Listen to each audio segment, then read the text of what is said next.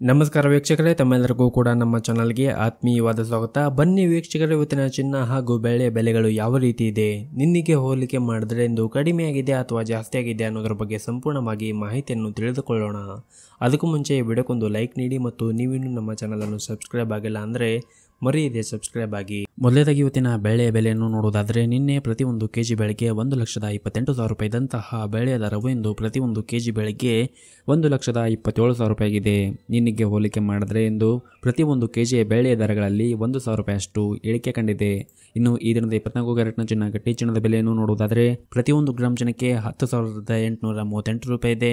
8 gram ಚಿನ್ನಕ್ಕೆ 86,704 ರೂಪಾಯಿ ಇದೆ. ಹಾಗೂ 10 ಗ್ರಾಮ್ ಚಿನ್ನಕ್ಕೆ 1,08,380 ರೂಪಾಯಿ ಇದೆ.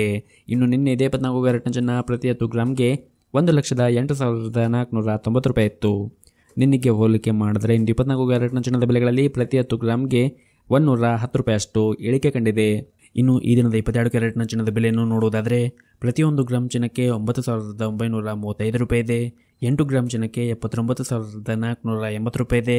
ಹಾಗೂ 10 ಗ್ರಾಮ್ ಚಿನ್ನಕ್ಕೆ 99,350 ರೂಪಾಯಿ ಇದೆ. ಇನ್ನು ನಿನ್ನೆ 22 ಕ್ಯಾರೆಟ್ನ ಚಿನ್ನ ಪ್ರತಿ 10 ಗ್ರಾಮ್ಗೆ 99,450 ರೂಪಾಯಿ ಇತ್ತು.